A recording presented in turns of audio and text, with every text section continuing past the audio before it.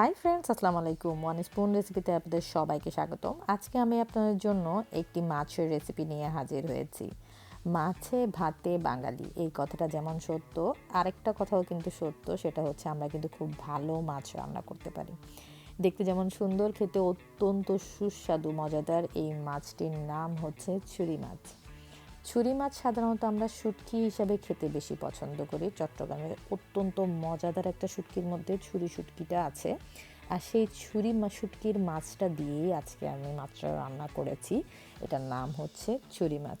তাহলে ছুরি মাছের রেসিপি নিয়ে আপনাদের কাছে হাজির হলাম। আশা রাখি আমার আজকের রেসিপি আপনাদের ভালো লাগবে। তাহলে দেরি না করে শুরু করা যাক। রেসিপিটি তৈরি করার জন্য এখানে আমি পাত্রে তেল দিয়ে দিয়েছি। এখানে আমি অলিভ অয়েল ইউজ করেছি। আপনারা যদি চান যে কোনো ধরনের কুকিং অয়েল এখানে ব্যবহার করতে পারেন।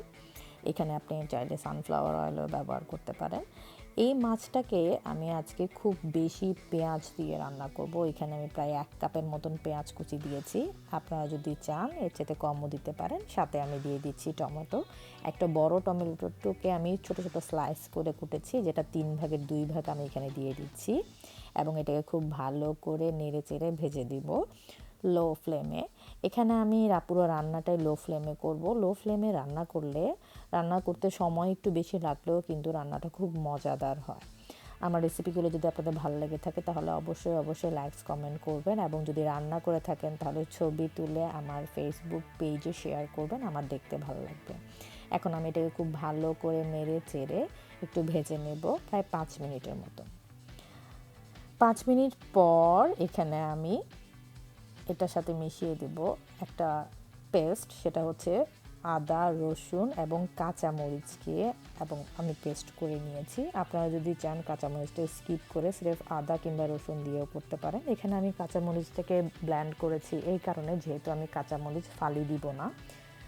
আপনারা যদি চান কাঁচামরিচ ফালি যদি দেন তাহলে আপনারা এটা ব্লেন্ড না করলেও পারেন। এখন আমি এটাকে খুব ভালো করে নেড়ে চেড়ে ভেজে নেব। সাথে এখন মিশিয়ে দিব হলুদের গুঁড়ো এবং মরিচের গুঁড়ো। মাছ রান্না করতে আসলে কখনোই বেশি মশলার প্রয়োজন হয় না। শুধু হলুদের গুঁড়ো এবং মরিচের গুঁড়ো দিয়ে যদি আপনি মাছ রান্না করেন, আমাদের নদীর মাছগুলো কিন্তু খুবই সুস্বাদু হয়ে যায়।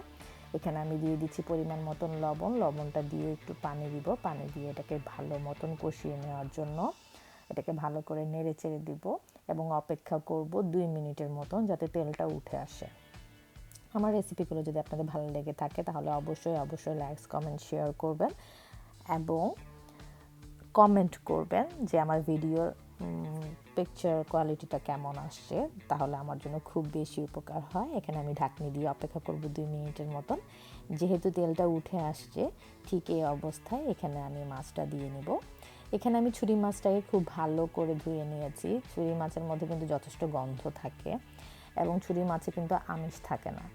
তো সেক্ষেত্রে আমি ছুরি মাছটাকে খুব ভালো করে ধুয়ে, এখানে একটা সাদা চামড়ার উপর একটা সাদা চকচকে অংশ থাকে, সেটাকে আমি খুব ভালো করে তুলে নিয়েছি এবং এটাকে খুব ভালো করে ধুয়ে নিয়েছি। মাছ সাধারণত খুব বেশি ধুতে হয়। যদি মাছটা ফ্রেশ হয় তাহলে অবশ্যই আপনাকে খুব বেশি করে ধুতে হবে। এবং এখানে আমি কিন্তু লবণ দিয়ে মাখিয়ে কতক্ষণ রেখে তারপর ধুয়ে নিয়েছিলাম। এখন আমি মাছটাকে নেড়ে চেড়ে একটু এক পাশ হয়ে গেলে আরেক পাশ উল্টে দেওয়ার জন্য অপেক্ষা করব। এখানে আমি প্রায় 1 মিনিট পর ঢাকনিটা খুলে অন্য পাশটা আবার উল্টে দিব, যাতে দোনো পাশ খুব ভালো মতন ভাজা হয়ে যায়। আমার রেসিপিগুলো যদি আপনাদের ভালো লেগে থাকে তাহলে অবশ্যই লাইকস কমেন্ট শেয়ার করবেন এবং কোথা থেকে আপনারা দেখছেন সেটা আমাকে কমেন্টে জানাবেন। এখন আমি এটাকে অন্য পাশ ঘুরিয়ে দিচ্ছি। অন্য পাশ ঘুরিয়ে দিয়ে এখানে এখন আমি পানি দিয়ে দিব। সাধারণত আমি এই মাছটা ঝোল করে রান্না করতে পছন্দ করি। এটা ঝোলটা খুব সুস্বাদু হয়। আপনারা যদি চান গ্রেভি করে রান্না করবেন সেক্ষেত্রে আপনারা কম পানি দিতে পারেন।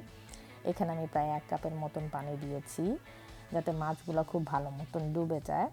এখন আমার যে টমেটোর বাকি অংশ ছিল সেগুলো আমি এখানে দিয়ে দিব। এরপর দিয়ে দিব ধনেপাতা।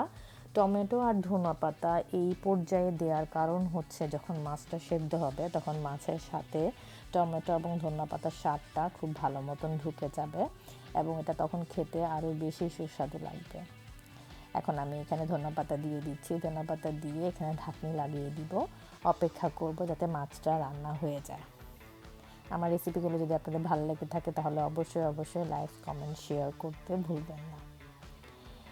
এখন আমি রান্নাটা বসিয়ে দিয়ে প্রায় 20 মিনিট পর্যন্ত অপেক্ষা করব। 20 মিনিট পর আমি আবার ফিরে আসলাম। এখন এখানে আমি পেঁয়াজ পাতা অ্যাড করব। আসলে এই রান্নাতে আমি যথেষ্ট পরিমাণ পেঁয়াজ দিয়েছি। প্রথমে 1 কাপ পেঁয়াজ, এখন পেঁয়াজ পাতা কিন্তু মাছের সাথে খেতে খুব ভালো লাগে এবং খুব ভালো যায়ও। আপনারা চেষ্টা করবেন কখনো যদি মাছ রান্না করেন তাহলে সেখানে পেঁয়াজ পাতা দিতে, দেখবেন এটার স্বাদটা কিন্তু আরও দ্বিগুণ হয়ে যায়। ব্যাস, আমার রেসিপিটি তৈরি। আশা করি আমার আজকের রেসিপি আপনাদের ভালো লেগেছে। তাহলে আজকে এই পর্যন্তই। আল্লাহ হাফেজ, ভালো থাকবেন।